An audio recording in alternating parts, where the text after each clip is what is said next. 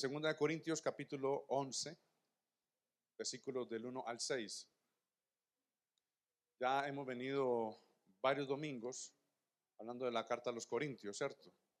Una carta bastante extensa, y meditando en ella, uno pensaría, ¿quién se congrega en esa iglesia? ¿Cierto? ¿Quiénes han hecho los devocionales, las lecturas diarias? Simplemente no se preocupe que no lo muy bien, ¿cierto? ¿Quién se congregaría en esa iglesia? Porque, uy, no, pastor, yo ya no voy. Pero hay un propósito de Dios y por eso quedó escrito acá en la palabra, para que comprendamos y entendamos la convivencia de una iglesia. Porque iglesias perfectas no hay, amén. Y deja de ser perfecta cuando usted llega a una iglesia. Ay, ¿cómo así? Sí, deja de ser perfecta cuando tú llegas, cuando llegamos a una iglesia. Así que le invito entonces, 2 Corintios capítulo 11, versículos del 1 al 6. Dice la palabra del Señor de la siguiente manera: ojalá me soportaran un poco de insensatez, y en verdad me soportan, porque celoso estoy de ustedes con celo de Dios, pues los desposé a un esposo para presentarlos como virgen a Cristo. A Cristo, pura a Cristo. Pero temo que, así como la serpiente con su astucia engañó a Eva, las mentes de ustedes sean desviadas de la sencillez y pureza de la devoción. ¿A quién? A Cristo. Porque si alguien viene y predica otro Jesús a quien no hemos predicado, o reciben un espíritu diferente que no han recibido, o aceptan un evangelio distinto que no han aceptado, bien lo toleran. Pues yo no me considero inferior a nada a los más eminentes apóstoles, porque aunque yo sea torpe en el hablar, no lo soy en el conocimiento. De hecho, por todos los medios se los hemos demostrado en todas las cartas. Amén. Esta es la palabra que el Señor tiene para el día de hoy. Anhelamos de que su Espíritu Santo nos hable, como me confrontó bastante a mí. Quedé muy, muy pensativo. Para entender un poco el contexto de este capítulo 11, iglesia, Pablo expresa un profundo amor en esta carta. Defiende su apostolado que Dios le dio y habla de las malas ideas que se sembraron en la iglesia en cuanto a él y su trabajo. También Pablo manifiesta gozo por el hombre que se arrepintió por el caso de inmoralidad. Y para entender el detalle de este capítulo 11, algunos de la iglesia de Corintios se habían aislado de Pablo por la presencia e influencia de rivales jactanciosos. Pablo defendió su apostolado e hizo una apelación ferviente para que estas personas aisladas renovaran su compromiso con Cristo y también con el llamado que Pablo predicó. La ruptura entre Pablo y algunos corintios no fue solamente por razones teológicas, sino que tenían sus raíces en las costumbres culturales de los corintios, que chocaban con los valores cristianos. Hoy sufrimos eso, ¿verdad? Hoy hay mucho choque cultural. Imagínense en esa época. Aquellas personas que Pablo menciona que estaban aisladas, les hace un llamado en el capítulo 10, ahí mismo en el capítulo 10, usted se devuelve, versículo 7 dice: vosotros veis las cosas según la apariencia exterior. Qué tremendo. Vosotros veis las cosas según la apariencia exterior. Si alguno tiene confianza en sí mismo de que es de Cristo, considere esto dentro de sí otra vez, que así como eres de Cristo, también lo somos nosotros. He titulado este sermón, un llamado a la sencillez y pureza a Cristo. Llamado a la sencillez y pureza a Cristo. He hecho 3 pequeñas divisiones. La primera se llama desposada como una virgen pura. Desposada como una virgen pura. Segundo, temor a pérdida de la pureza. Y tercero, negociando la pureza. Entonces, ¿cómo se llama la primera? Desposada como ¿qué? Como virgen pura. La segunda se llama temor a ¿qué? A la pérdida de la pureza. Y tercero, ¿qué? Negociando la pureza. Vamos en la primera división entonces, que nos lleva desde el versículo 1 al versículo 2. Ojalá me soportaran un poco de insensatez, y en verdad me soportan, porque celoso estoy de ustedes con celo de Dios, pues los desposé a un esposo para presentarlos como una virgen pura a Cristo. Pablo se ha estado defendiendo de las acusaciones que le habían hecho estos falsos apóstoles que surgieron dentro de la misma iglesia. ¿Usted puede creer? Aparentemente estas personas convencieron a algunos de los corintios de que Pablo no era un apóstol de verdad. ¿Y por qué? Decían que Pablo no es tan fuerte o impresionante, una persona que lo era a través de sus cartas. La cultura de la época pensaba que una persona era sabio solo si podía hablar y comunicarse bien, que fuera elocuente. Por tanto, si Pablo no era nada del otro mundo en persona, ¿por qué deberían hacerles caso a sus cartas? Por eso, si usted mira en el versículo 6 del capítulo 11, dice que, porque aunque yo sea torpe en el hablar, y por eso estos falsos apóstoles decían, ese tipo es muy bravito por cartas, pero elocuentemente es debilucho, decían estos sinvergüenzas. Pablo comienza a defenderse aún más en este capítulo. Sin embargo, les pide a los corintios que soporten un poco de insensatez de su parte. Pablo parece sentirse un poco incómodo porque estaba a punto de autoelogiarse. Sin embargo, lo que quería hacer en última instancia era tratar de defender a Cristo y su reputación de las falsas enseñanzas que los oponentes de Pablo estaban compartiendo con los corintios. De hecho, Pablo no dice nada de su intelecto, de sus habilidades o de sus talentos. Más bien comienza a hablar de todas las dificultades que había tenido que soportar a causa del evangelio de Cristo. La cultura griega se estaba empezando a filtrar en la iglesia y ese discurso elocuente y atractivo tocó las puertas de la iglesia. Qué peligro, hermano. Qué peligro cuando en una iglesia de sana doctrina se le abre las puertas a esos elocuentes fafarachosos, perdónenme la expresión, que quieren con su elocuencia, con su forma de hablar, impresionar al cuerpo de Cristo y no están sujetos a la escritura. Pablo usó una metáfora para presentarse como el padre protector de una hija que se había comprometido para casarse con su novio. Los corintios se habían comprometido a casarse con Cristo. ¿Usted está comprometido con Cristo o no? Uy, hermano, qué duda. ¿Está comprometido o no con Cristo para casarse? Dentro de poco vendrá un matrimonio y usted tiene que vestirse como una novia de lino fino y vendrá nuestro esposo, Cristo. Los corintios se habían comprometido a casarse con Cristo para siempre. Pablo era su padre espiritual, ya que él fue quien les presentó el evangelio. En la cultura de la época, los compromisos de bodas eran mucho más largos e intensos. De hecho, el padre incluso podía permitir que su hija se casara años después de que el novio le pidiera la mano a su hija. La responsabilidad del padre en parte era proteger la virginidad y el bienestar de su hija hasta que estuviera casada y segura con su esposo. Wow. Era una cultura. El papá protegía a su hija de tal punto de poder entregársela a ese hombre que se guardó para ella. La pregunta es, ¿cómo me estoy guardando? Si miramos Hechos capítulo 18, versículos de 9 al 10, Pablo estuvo un año, cerca de un año y 6 meses en Corinto. Él recibió un mensaje del Señor: no temas, sigue hablando y no calles, porque estoy contigo y nadie te atacará, porque yo tengo mucha gente en esta ciudad. Y afirma la escritura que se quedó todo ese tiempo enseñando ¿qué? La palabra de Dios. Usted lo puede leer ahí, versículo 9 y 10 del capítulo 18. Se quedó enseñando la palabra de Dios.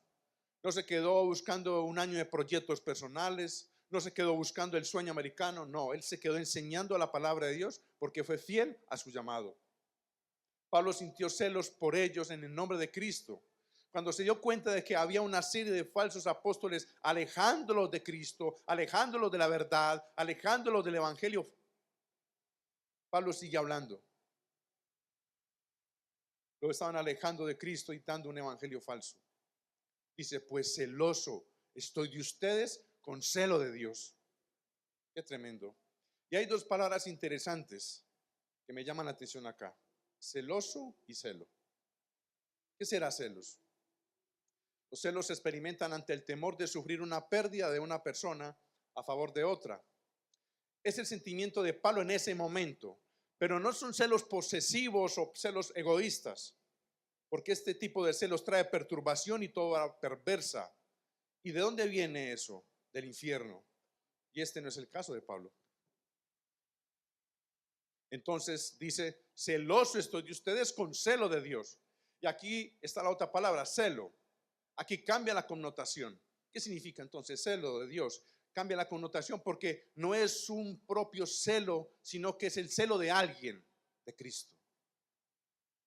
Entonces la palabra celo de Dios significa cuidado, interés, esmero que alguien pone en cumplir una tarea o cuidar a alguien que se quiere. Y ese era el amor que tenía Pablo por la iglesia de Corinto. Era un celo por siempre conservar la santidad de Cristo en ellos. Por eso él era muy celoso. ¿Qué tan celosos somos entonces? Recuerde que los celos posesivos egoístas vienen de las puertas del infierno. Pero cuando es un celo a favor de alguien que es Cristo, es un celo bueno porque me intereso. Dice que es un cuidado, es un interés, es un esmero. Cuando tú tienes un hermano que se esmera por ti, valóralo porque quiere acercarte a Cristo. Y ese era el gran celo que tenía Pablo por ellos. Había una preocupación en Pablo. Y esa fue la palabra que recibió Pablo estando en Corinto y de parte del Señor: no temas, yo tengo mucha gente en esta ciudad. Entonces cuando Dios hace un llamado de esa manera, yo tengo que abrazar ese llamado. Si Dios me está diciendo que no tema, bueno, con más amor voy a pastorear esa iglesia. Pablo comprendía la encomienda de Jesús, que Jesús le había dado. Pablo amaba a los corintios, él se esmeraba por ellos, los cuidaba, porque valoraba el llamado de presentarlos como una virgen a su futuro esposo, a Cristo. Me parece muy lindo, hermano. A mí me da mucha alegría esto. Hoy escasean hombres y mujeres que velen por el cuidado de su propio hermano. De una forma grosera respondemos ante el que nos salvó: ¿acaso soy yo guarda de mi hermano? Y sufrimos de amnesia. Olvidamos esas preciosas palabras de nuestro amado Jesús en Juan 10:28, cuando dice: yo les doy vida eterna y no perecerán jamás, ni nadie las arrebatará de mi mano. Así que no te preocupes. Si tu hermano, tu líder, tu pastor no velan por ti, acuérdate que todos somos pecadores. Y nuestra mirada debe estar puesta en aquel que da vida y que ha prometido que nadie podrá arrebatarnos de su mano, porque Él es el buen pastor. Amén.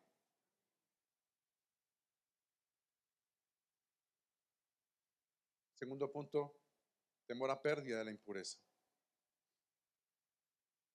Y está en el versículo 3. Pero temo que, así como la serpiente con su astucia engañó a Eva, las mentes de ustedes sean ¿qué? Desviadas de ¿qué? De la sencillez y pureza de ¿qué? De la devoción ¿a quién? A Cristo. El apóstol Pablo ha dejado claro que en realidad lo que estaba en juego era mucho más que su propia reputación. Los corintios estaban corriendo el peligro de creer en falsas enseñanzas, un evangelio falso que los desviarían de la gracia de Dios y la fe en Cristo. En el versículo anterior, Pablo usa una metáfora para presentarse como un padre protector de una mujer que se había comprometido para casarse con un hombre. Los corintios se habían comprometido para casarse con Cristo para siempre. Ahora bien, si usted mira este versículo 3, Pablo hace una comparación bastante alarmante, muy alarmante. Hay un temor, dice él, y compara.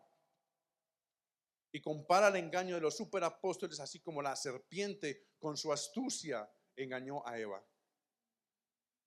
Y bueno, como yo soy tan inquieto, me surgió una duda con la palabra astucia. ¿Qué será entonces astucia?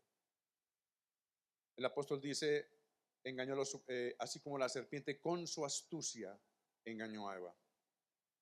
Astucia significa maña, también significa es un arte, picardía, disimulo, engaño. Alguien astuto es una persona hábil para engañar, pero alguien astuto también es hábil para evitar ser engañado. Jesús dijo: sean astutos como las serpientes. Y lo que Jesús quiere decir es que se refiere a ser prudente, sagaz y precavido, especialmente en situaciones donde se requiere evitar engaños o peligros, sino estar en una actitud vigilante. Una persona astuta tiene capacidad para lograr un fin de manera falsa. Y eso estaba pasando en Corinto. La astucia no suele asociarse de manera directa a la inteligencia. ¿Saben por qué? Porque la inteligencia es saber elegir lo mejor. Inteligencia es saber elegir lo bueno, lo que me conviene. La astucia se entiende como la habilidad, una maña, una pericia. ¿Ha escuchado usted por ahí? Es que ese es más mañoso, ¿cierto? Y cuando dice es que es más mañoso, porque cuidadito, cuidadito le meten por ahí el paquete chileno. Pericia de una persona para actuar de cierta forma. O sea, la astucia se basa precisamente en un conocimiento del entorno. Por eso suele decirse que los zorros son animales que tienen una gran astucia, ¿cierto? Y hemos escuchado elocuentemente por ahí, dice, ese es más zorro, ojo con él. Es porque ya ha dado pasos de mostrar que es muy habilidoso para engañar. Y por eso Pablo utiliza esta metáfora con estos superapóstoles que están presentando un evangelio diferente. Una persona astuta puede advertir cuando está a punto de ser víctima de una trampa, y Pablo está apuntando al blanco de determinada situación en la iglesia. Ojo, ojo, Corintios, me temo que así con la astucia que la serpiente engañó a Eva, vuestros sentidos sean completamente desviados. ¿Sabía usted que si un piloto se desvía un grado, ¿dónde termina? Termina en otro país. No termina en la ruta, quizás sí no. Y usted dirá, pero José, ¿qué va? Un grado. Ah, bueno, desvíese un grado a ver para dónde va. Desvíese un grado a ver qué pasa con su vida. Entonces, en ese orden de ideas, los corintios estaban siendo engañados. Les faltaba inteligencia para saber elegir lo bueno de lo malo. ¿Por qué? Porque el ser humano, con la caída en el Edén, perdió toda sensibilidad a la voz de Dios. Por eso Pablo reitera, esto ya lo he visto antes. Claro, el Edén, por decirlo de cierta manera, ese falso apóstol con su astucia engañó a Eva de su propósito y le ofreció un propósito falso. Estaba fuera de la voluntad de Dios. ¿Y qué le ofreció el engañador? ¿Qué le ofreció la serpiente a Eva? Seréis como Dios. ¿Seréis qué? Como Dios. ¿Qué le ofrecía el engañador? Puedes ser libre. La mente de Eva fue desviada de su sencillez y pureza devoción a Dios. Por eso era increíble cuando Dios dice, ¿dónde estás? ¿Por qué estás escondido? ¿Cómo que estás escondido? Tuve miedo y me escondí. ¿Qué? Pues ayer no tenían miedo, ¿verdad?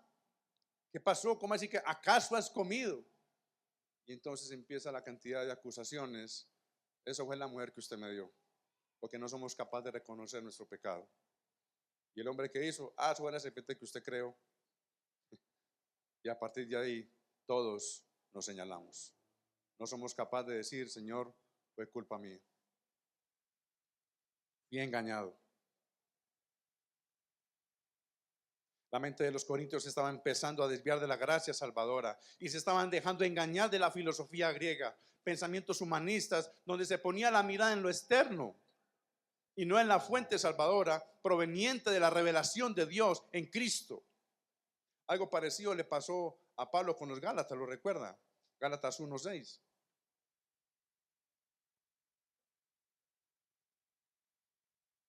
Me maravillo que tan pronto ustedes hayan abandonado a aquel que los llamó de la gracia de Cristo para seguir un evangelio diferente.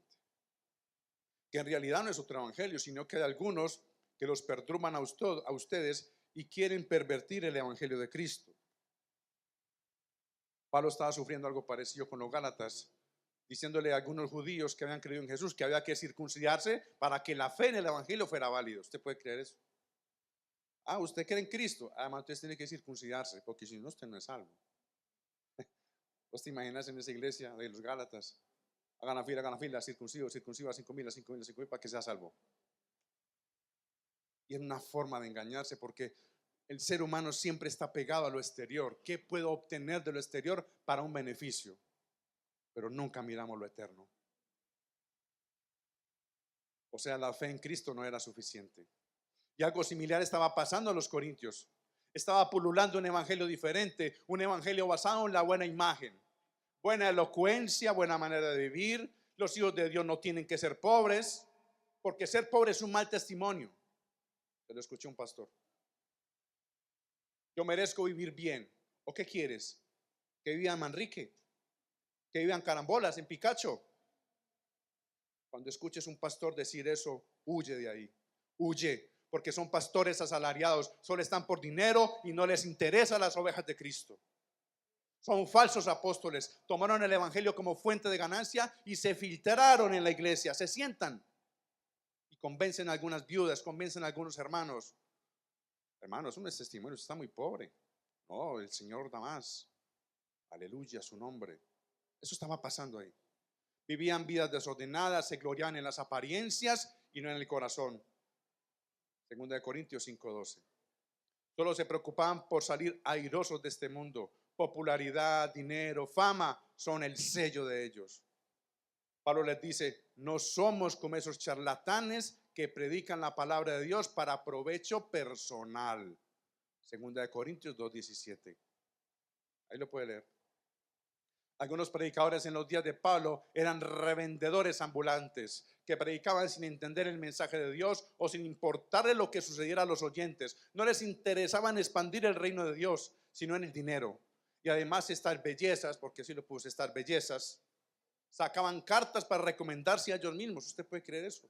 Por eso Pablo dice, nosotros no necesitamos cartas, porque las cartas son ustedes mismos, escritas en nuestros corazones, conocidas y leídas por todos los hombres, siendo manifiesto que sois cartas de Cristo, escritas no con tinta, sino con el sello del Espíritu Santo de Dios.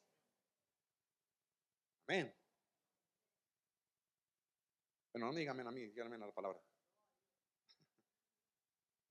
Entonces, las mentes de la iglesia estaban entrando en esta idea. Su sencillez, su pureza, devoción a Cristo estaba violando la intimidad con Cristo, con su palabra. El que me ama, mi palabra, ¿qué? Guardará. Y los corintios empezaron a dejar meter toda esa palabrería, elocuencia, esa forma de hablar, y estaban dejando de lado la pureza, la devoción a Cristo.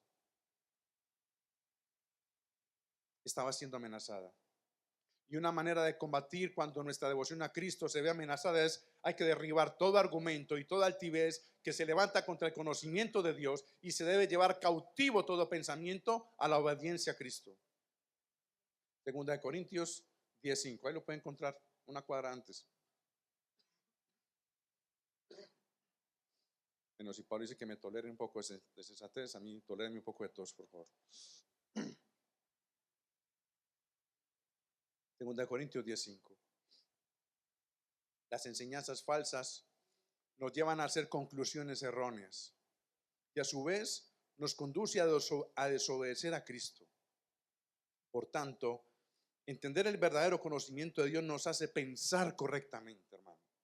Si leemos la palabra de Dios, vamos a pensar correctamente. Si abrazamos la fe en Cristo, si abrazamos lo que Cristo nos ha llamado, vamos a tomar decisiones correctas. Vamos a identificar lo que es falso. Por tanto, entender el verdadero conocimiento de Dios nos hace pensar correctamente y nos conduce a obedecer a Cristo. El llamado de Pablo es urgente, a no desviarse. Cuando habla de la devoción a Cristo, significa estar voluntariamente sujeto a su obediencia. Es un llamado urgente a la iglesia a santificarse en su palabra, porque ella es la verdad. Por eso Jesús dijo, santifícalos en tu verdad. ¿Tu palabra es qué? Verdad. ¿Lo ha leído o no lo ha leído? Santifícanos en tu verdad. ¿Tu palabra es qué? Verdad.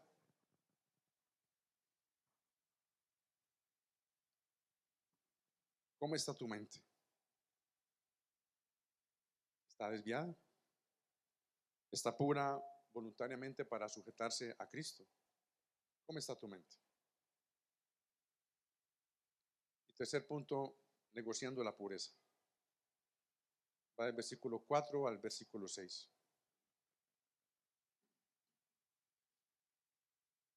Porque si alguien viene y predica a otro Jesús, a quien no hemos predicado, o reciben un espíritu diferente, a quien no han recibido, o aceptan un evangelio distinto que no han aceptado, bien que lo toleran. Bien que lo toleran. Pues yo no me considero inferior en nada a los más eminentes apóstoles. Pero aunque yo sea torpe en el hablar, no lo soy en el conocimiento. De hecho, por todos los medios se lo hemos demostrado en todas las cosas. En esta última parte, Pablo hace manifiesto lo que estos mercaderes de la fe están haciendo. Estos engañadores le habían hecho pensar a los corintios que Pablo era un apóstol falso. Entonces Pablo comienza a identificar a sus oponentes. Aparentemente esas personas hablaban con más fluidez y audacia que Pablo. Y quizás le estaban prometiendo a los corintios cosas sobre Dios que Pablo nunca prometió que haría por ellos. Por eso Pablo en el versículo 6 dice, porque aunque yo soy torpe en el hablar, no lo soy en el conocimiento. Estos falsos maestros estaban tratando de seducirlos para que se alejaran de la verdadera devoción que se debería sentir hacia Cristo. De esa manera, los atacantes de Pablo se estaban comportando tal y como la serpiente lo hizo, como tentó a Eva para que acabara pecando. Saben, hermanos, estos maestros falsos usaban el engaño continuamente. Además de enseñar una versión errónea de quién era Jesús, el Espíritu y qué era el Evangelio. Pablo deja claro aquí que todo esto era falso. Los puntos de vista que estos apóstoles falsos tenían sobre Jesús, el Espíritu y el Evangelio eran totalmente diferentes a lo que Pablo les había enseñado. Y saben, a Pablo le molestó que los corintios hubieran aceptado esas falsas enseñanzas con tanta facilidad. Además le preocupaba la manera en que se estaban resistiendo a la verdad del Evangelio. Pablo también parece estar preocupado por el hecho de que acabaran aceptando las enseñanzas de Cristo que estaban escuchando de estos falsos maestros, los cuales eran claramente falsas y un ataque contra la verdad del Evangelio. Por eso totalmente termina el versículo 4, ustedes lo toleran. Hay una palabra que me impacta ahí, tolerar. Pablo dice, estoy preocupado, lo celo con celo de Dios, pero ustedes toleran algo, muchachos. Toleran algo. Ay, Pablo, no, toleran. ¿Y qué es tolerar? ¿Qué es tolerar? Significa permitir, admitir algo que no se considera bueno o correcto o que no se aprueba. También implica soportar, aguantar o aceptar algo que resulta desagradable o molesto. En un sentido más amplio, tolerar puede referirse a respetar las ideas, creencias o prácticas de otros, incluso si son diferentes o contrarias a las propias. Entonces el Evangelio pasó a un segundo plano y le dieron importancia, permitieron, respetaron sus ideas porque eran más deslumbrantes y así se desviaron de la devoción de Cristo y simplemente nunca se opusieron a ese evangelio falso. Entraron a la iglesia y nunca dijeron, un momentico, no, eso no es bíblico. No, pero mira, no es bíblico. Corinto simplemente dijo, listo, venga, sentémonos y hablemos. Ve, me parece interesante tu postura, la voy a abrazar. Wow, increíble.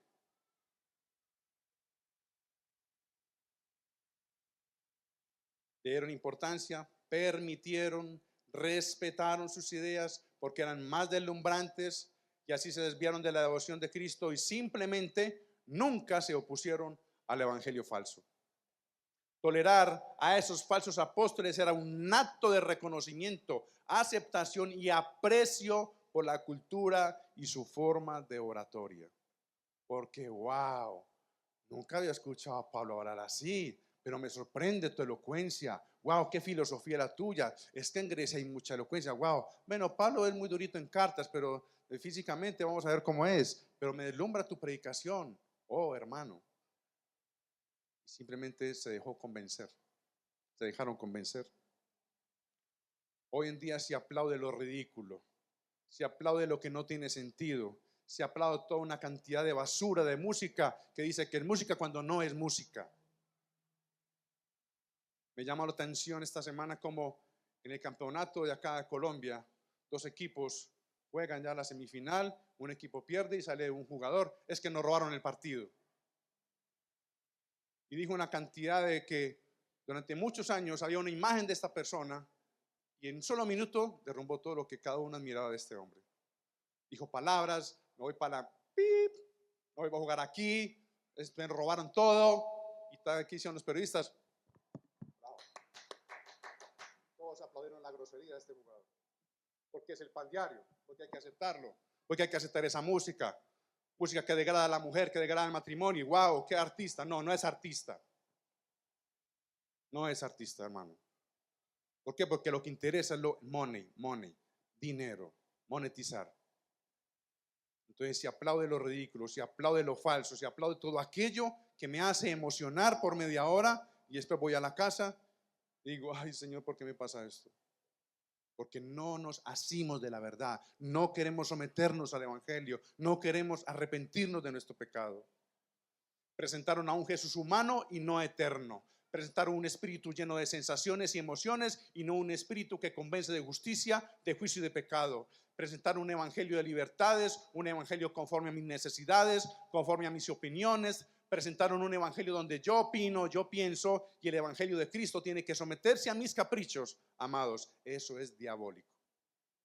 Eso es diabólico. Y se vive mucho en la iglesia. Hermano, ¿qué piensas de esto? Yo opino, yo pienso, no, pero es que le estoy preguntando a un hijo de Dios que ha sido redimido, ha sido comprado a precio de sangre, le estoy diciendo tu opinión. Como tu mente ha sido transformada, como tu mente ha sido renovada, dime qué piensas conforme a esa mente renovada en Cristo. Ah, hermano, no, pues yo sí tengo mis propias conclusiones, pero es que la palabra también es muy que hermano, no, pues es que ustedes son muy radicales, entonces ¿cómo hay que hacer entonces? Porque uno escucha mucho dentro de las mismas cantidad de denominaciones de iglesias, donde se hablan, donde iglesias que se predican sana doctrina dicen, no, es que ustedes son muy radicales.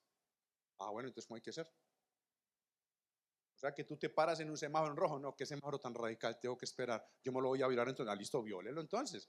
Y cuando pase un accidente, cuando mates a alguien, te darás cuenta de lo radical que es el semáforo. Y es increíble que en la iglesia de Cristo abrazamos esas radicalezas. No, yo pienso, yo opino, no. Iglesia, tenemos que pensar como piensa Cristo.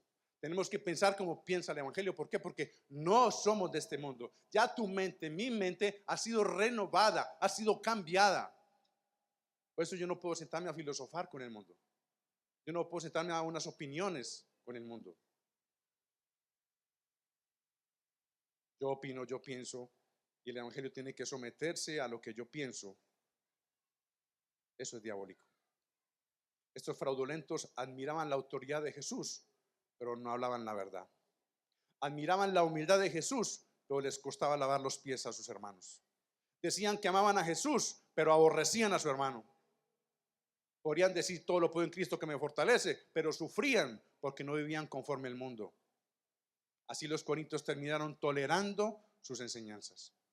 Pablo les dice, cometí yo un pecado, ahí en el versículo 7, si usted lo puede leer, 2 Corintios capítulo 11, versículo 7, dice, venga muchachos, ¿pequé yo al humillarme a mí mismo para que vosotros fuerais exaltados porque os prediqué el evangelio gratuitamente? ¿Hice yo algún pecado porque les prediqué gratuitamente? ¿Saben por qué lo decía? Para ellos era mejor pagarle dinero al último predicador de turno que se llenara sus oídos de toda clase de vanidades, predicadores de la prosperidad, y así manoseaban, pervertían el evangelio de Cristo. Pablo dice, y no es de extrañar que aún Satanás se disfraza como ángel de luz. Eso era lo que estaba pasando en Corintios. Porque hablar de sensaciones, hablar de que yo siento, yo opino, yo pienso y no me someto a la verdad es muy fácil. Pero solamente son, ¿qué? Emociones. Y nuestras emociones, amada iglesia, tienen que estar sometida a la verdad del evangelio. Completamente. Claro, Dios nos hizo con emociones. Pero ¿qué vamos a hacer entonces con ellas? ¿Vamos a darle libertad a todo? Entonces para los corintios era más fácil pagarle a alguien que viniera con su elocuencia. No sé si lo recuerda, pero los que somos de la vieja data, se llenaban estadios, venga, pacte, venga por tu milagro. No sé, yo me pregunto hoy, ¿dónde están esas iglesias? ¿O que eran mercader de la fe? ¿O que era un asunto de emociones? Era un asunto de sensaciones, pero nunca de una entrega voluntariamente, aceptando que soy pecador y que necesito su salvación, porque de lo contrario las puertas del infierno me estarían esperando. Era un evangelio lleno de emociones y de sensaciones. ¿Y hoy dónde están? No sé dónde estarán. Estarán buscando a ver dónde más engañar. Por eso Pablo era celoso. Es muy claro, hermano. No se puede tolerar el pecado. No podemos sentarnos a tomarnos un café con la mentira. No podemos invitar al adulterio en una panadería, en un restaurante y venir, hablemos. Qué bien. No puedo sentarme en un café y hablar de vanidades de la vida. Tolerar nos lleva a ver la vida a nuestro modo. Venimos a la iglesia, consumimos iglesia, hacemos un análisis del predicador, si manejó bien el tecnicismo, si predicó los 3 puntos, siguiendo el paralelo, el paracleto del seminario ultra mega macro reformado, pero su corazón nunca se postró ante la cruz de Cristo. Y somos enseñados, el grupo pastoral ha sido enseñado y nos damos duro, ¿verdad? Cada 15 días hacemos un examen nosotros. Y sí, interesante el tecnicismo, pero si eso no me transforma el corazón, ¿de qué sirve entonces predicar?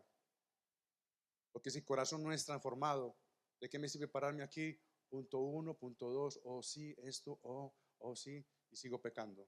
Sigo, qué sé yo, maltratando a mi esposa, haciendo una cantidad de cosas que no tienen nada que ver con la devoción a Cristo. Toleramos el pecado, pero su corazón nunca se postró ante la cruz. Toleramos el pecado de nuestros hijos porque qué pesar. Y hoy los hijos son la autoridad. Y nosotros como padres, sí señor, sí hijo, ya voy, ya voy. Eso me arma el berrinche en el centro comercial. Ay, ay, mi hijo, no haga eso. Pero él sí tiene derecho a hacer pataleta en el centro comercial. Hoy en los hogares se tolera el pecado en todas sus dimensiones. Hombres que se les cuesta amar a su esposa, no han entendido el mandamiento. Amen a sus esposas, igual como Cristo amó su iglesia. Y las esposas dicen, amén. Ay, sí, amén, pastor, pero un momentico, no se emocione mucho. Pero tú tienes que respetar a tu marido. Bien, Lucy, felicitaciones. O tienes que respetar a su marido. Porque ¿qué haces con esa forma de hablarle a tu esposo? Dios destinó la autoridad en tu casa. Y cuando hablo de autoridad, es que Él se somete a la autoridad de Cristo. Hay una ilustración que me impactó demasiado.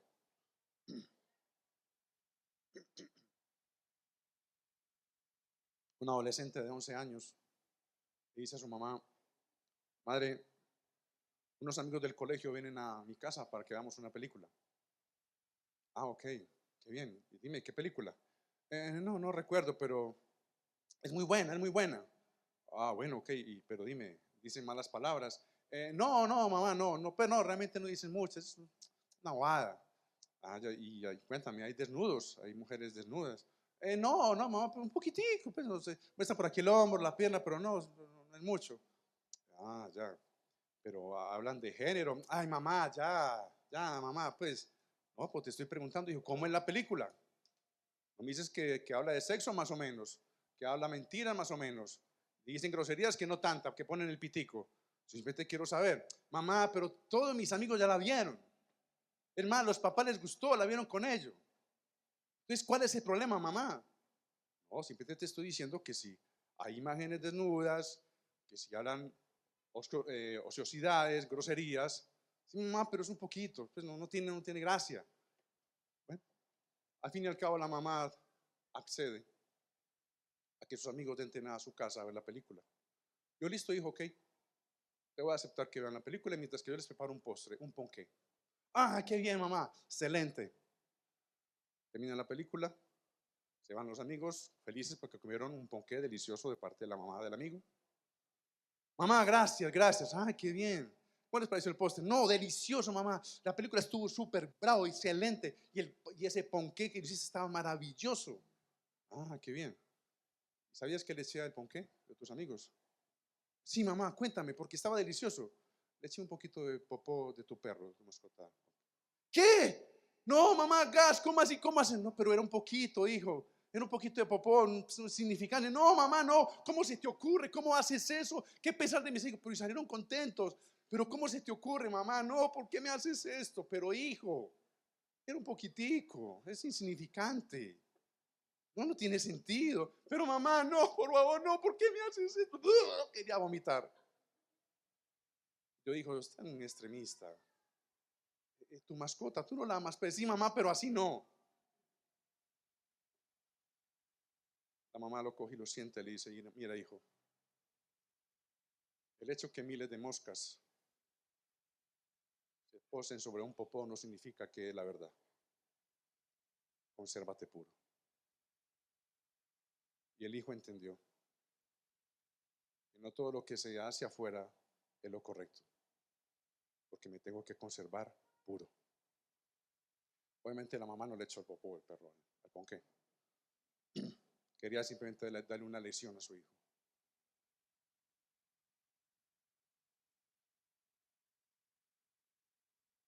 Me preguntaba, me analizaba, José, ¿qué toleras?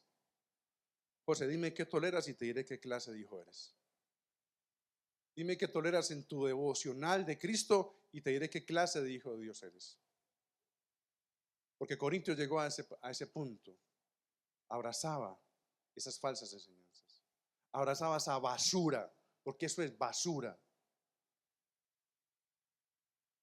Y la iglesia es una iglesia que a nuestro amado Señor Jesucristo costó un precio muy alto, como para que yo le esté contaminando así, como si con cualquier cosa, y diga en mi opinión que eso es muy bueno para mi vida, cuando realmente trae muerte. Por eso era el celo de Pablo. Por eso a él le dolía. Venga, muchachos, ¿cómo se van a desviar de la devoción a Cristo? ¿Quién te enseñó eso?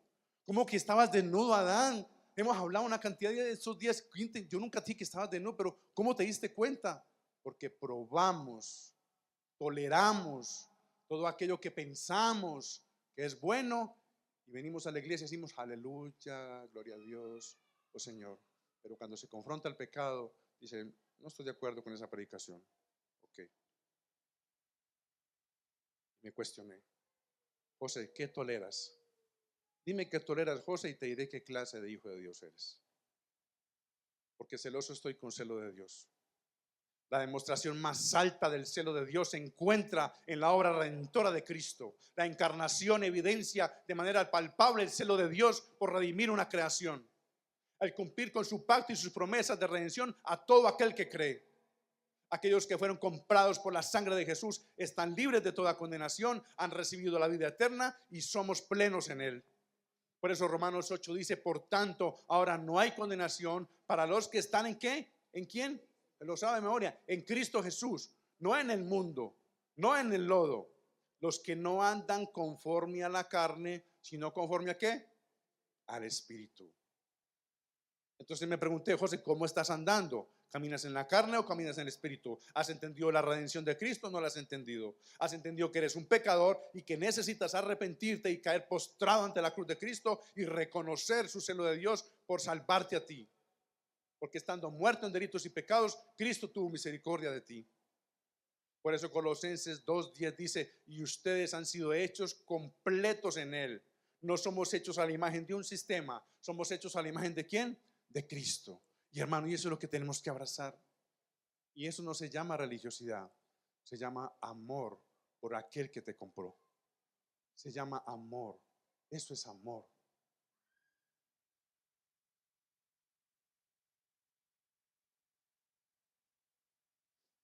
Decía un pastor un día a los casados, le preguntaba a los hombres si toleraría que su esposa en su mesita de noche tenga una foto de su exnovio. Y hizo la pregunta a la esposa también, ¿toleraría usted que su esposo tenga una fotico en la mesa de noche de su exnovia? Ah, pero algunas veces ponemos en la mesita de noche cosas que toleramos. porque pensamos que fueron muy buenas en el pasado, cuando realmente nos traían muerte, muerte, muerte.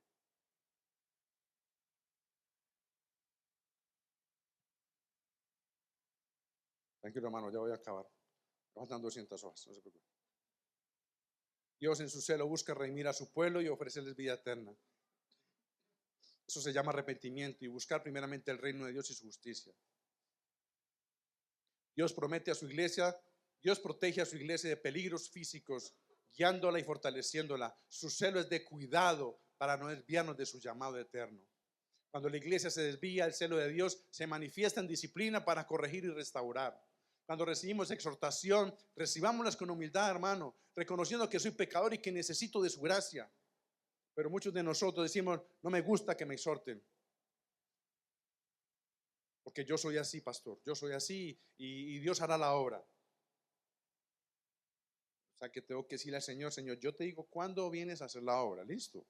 Yo hago el devocional, yo trato de pensar correctamente, pero entre un año te paro una cita para que transformes este corazón rocoso. ¿Sí, Señor? Ok, gracias. Para mientras tanto, yo el domingo voy a la iglesia y te adoraré y tú sabes. Pero yo soy así, Señor. Y el Señor, siendo Dios, se despojó para venir y morir. ¿Quién soy yo para decirle a Cristo, Señor? ¿Quién soy yo para decirle al Santo de los Santos, al Rey de Reyes y Señor de Señores, Señor, lo voy a pensar? Él no lo pensó para venir a rescatarte a ti. Él no lo pensó porque de tal manera amó Dios al mundo que dio a su Hijo unigénito para que todo aquel que en Él cree, el que cree, si tú crees que Cristo murió por tus pecados, eres salvo. Tienes que abrazarlo por la fe.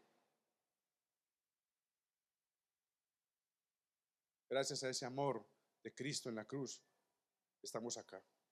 Dios anhela una iglesia apasionada por Él, que le ame, le sirva con todo su corazón. Cuando no leo la palabra de Dios, no vemos claramente la voluntad de Dios. El celo de Dios nos llama a amarle apasionadamente, desear agradar a Dios, hacer su voluntad y proclamar su gloria. Dios nos llama en ese celo a vivir en santidad, buscando la pureza, la justicia en nuestras vidas, reflejando siempre el carácter de Dios. Míralo cómo habla. Wow, me encanta hablar con ese hermano, me encanta hablar con esa hermana. Siento que crezco, que me edifico. ¿No le ha pasado?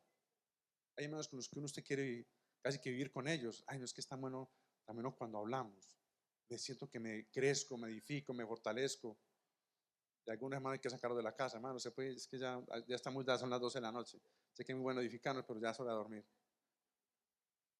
Pues nos gusta compartir con nuestros hermanos de la fe, porque crezco.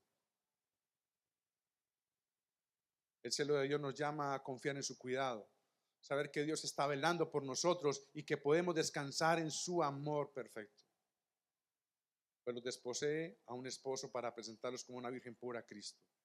Pero temo que así como la serpiente con su astucia engañó a Eva, las mentes de ustedes sean desviadas de la sencillez y pureza de la devoción a Cristo. Cristo en la cruz pagó el precio más alto por ti y por mí. Derramó su sangre y allí en el Getsemaní dijo, no se haga mi voluntad sino la tuya. Él se hizo obediente hasta la muerte y muerte de cruz con el único propósito que creas en esa obra redentora. Ahora el anhelo del Padre es que tú te mantengas puro para Cristo, para su Hijo. El anhelo de Él es para salvación. Es que tu mente no se desvíe y te mantengas fiel a Cristo.